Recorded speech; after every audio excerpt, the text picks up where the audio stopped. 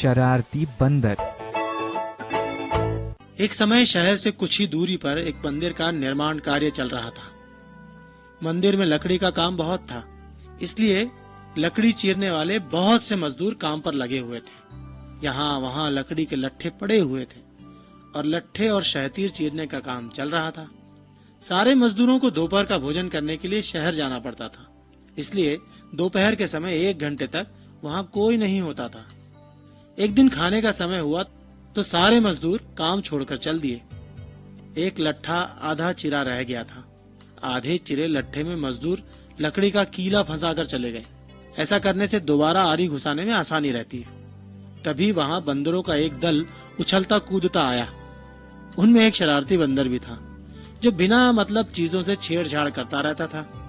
पंगे लेना उसकी आदत थी। बंदरों के सरदार ने सबको वहाँ पड़ी चीजों से छेड़छाड़ न करने का आदेश दिया।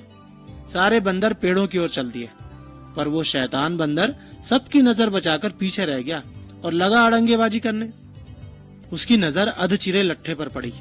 बस वो उसी पर पिल पड़ा और बीच में अड़ाए गए कीलों को देखने लगा।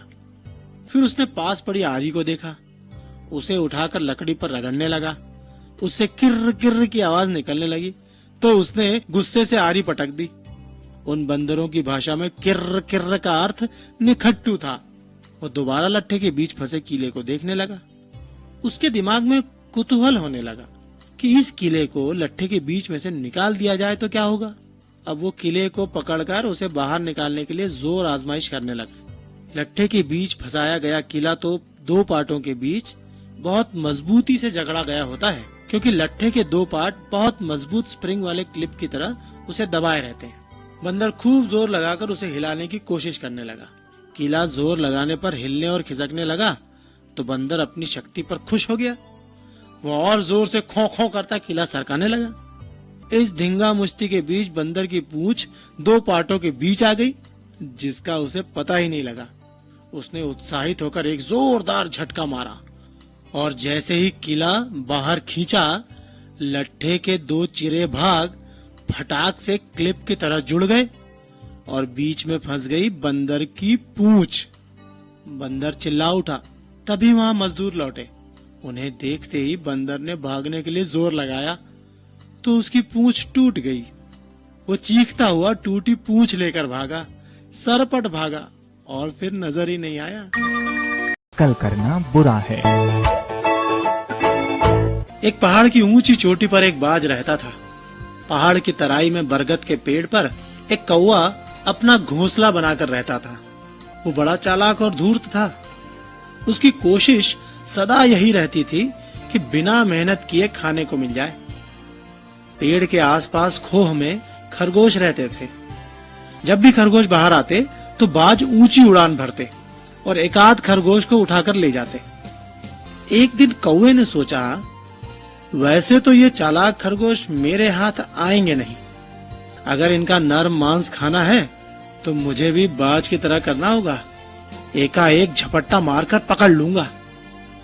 दूसरे दिन कौवे ने भी एक खरगोश को दबोचने की बात सोचकर ऊंची उड़ान भरी। फिर उसने खरगोश को पकड़ने के लिए बाज की तरह जोर से झपट्टा मारा। अब भला कौवा बाज का क्या मुकाबला करता। खरगोश ने उसे देख लिया और झट वहां से भागकर चट्टान के पीछे छिप गया। कौवा अपनी ही झोंक में उस चट्टान से जा टकराया।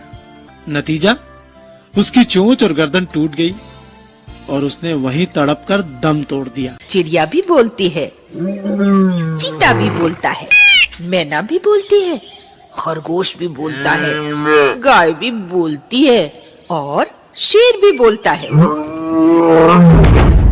ये सब बोलते हैं पंचतंत्र की कहानियों में। 2000 साल से भी ज्यादा पुरानी हैं ये कहानियां। पंचतंत्र की कहानी प्यासी चींटी और कबूतर। एक समय की बात है। गर्मियों के दिनों में एक चींटी बहुत प्यासी थी और वो अपनी प्यास बुझाने के लिए पानी की तलाश कर रही थी। कुछ देर आसपास तलाश करने के बाद वो एक नदी के पास पहुंची।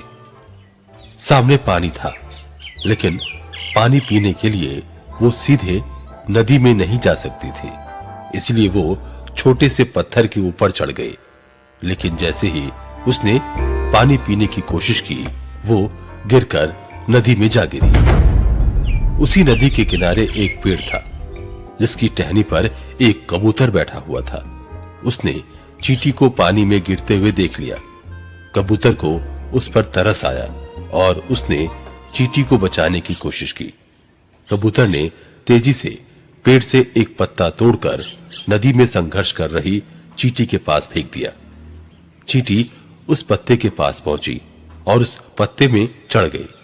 थोड़ी देर बाद पत्ता तैरता हुआ नदी किनारे सूखे में आ गया। चींटी ने पत्ते में से छलांग लगाई और नीचे उतर आई।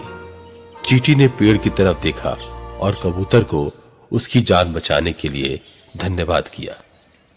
इस घटना के कुछ दिनों के बाद एक दिन एक शिकारी उस नदी किनारे पहुंचा और उस कबूतर के घोंसले के नजदीक ही उसने जाल लगा दिया और उसमें दाना डाल दिया।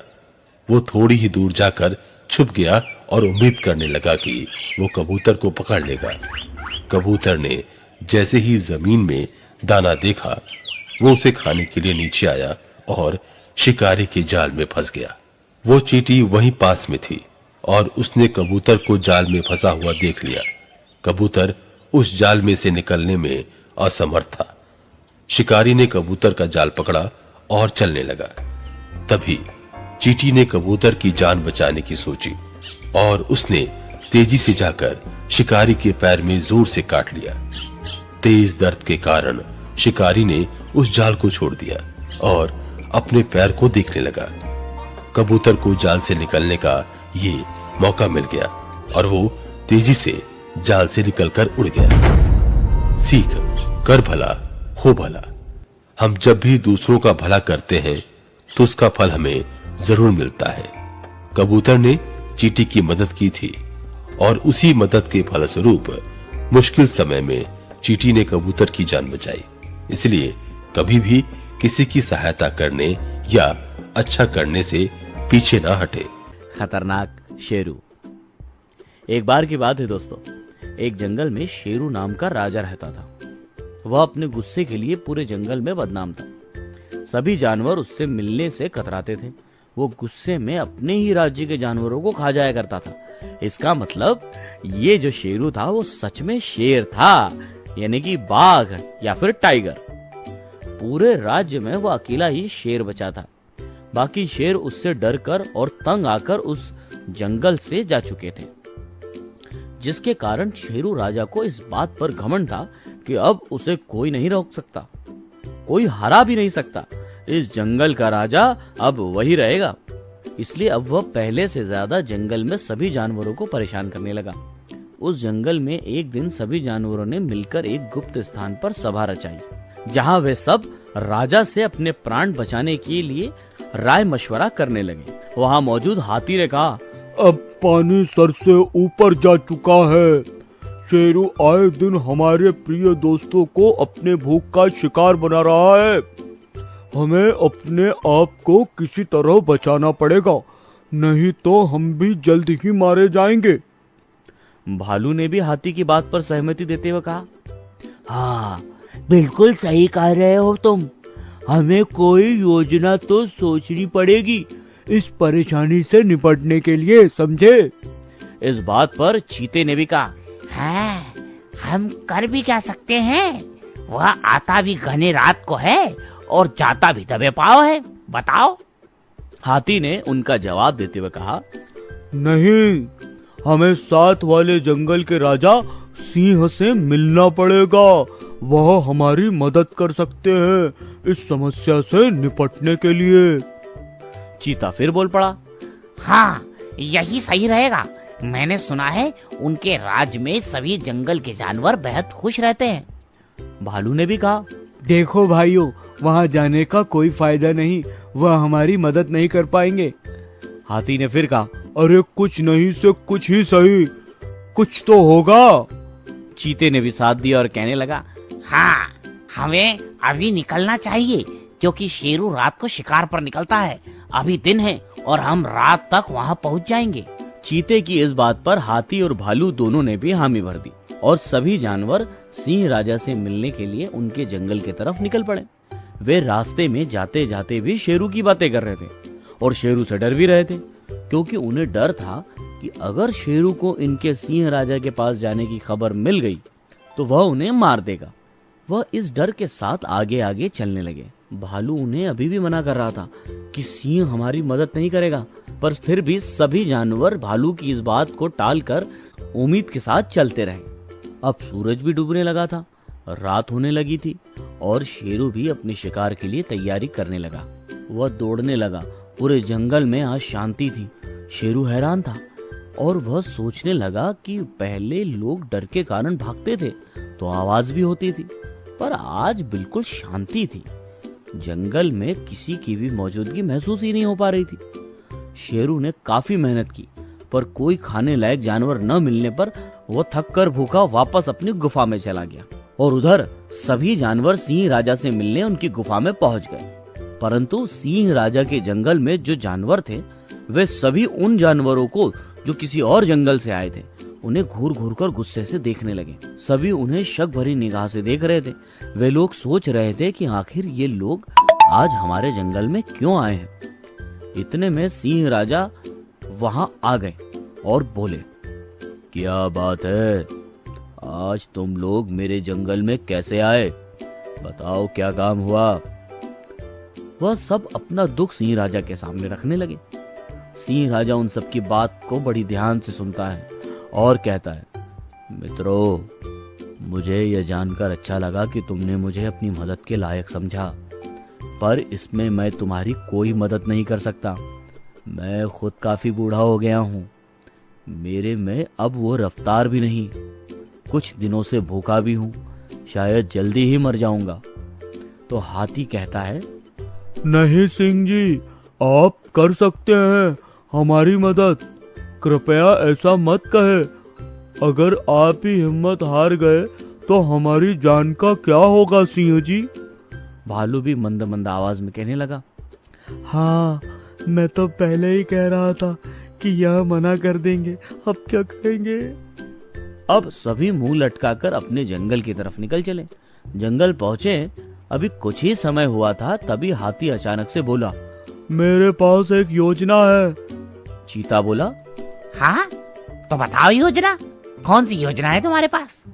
हाथी ने चीते को जवाब दिया, देखो, रात को अब सब एक गुफा में इकट्ठे होकर रहा करेंगे। वह गुफा जंगल के ऐसे कोने में होगी जहाँ शेरू कभी ना पहुँचा हो और ना ही पहुँच पाए। सभी जानवरों ने हाथी की बात को माना और पहाड़ी के पीछे एक बड़ी गुफा है, बस उसमें रहना शुरू कर दिया। धीरे धीरे शेरू खाना न मिलने से कमजोर हो गया और एक दिन वो खुद ही मर गया और जंगल के बाकी सभी जानवरों को उस दुष्ट शेरू से छुटकारा भी मिल गया।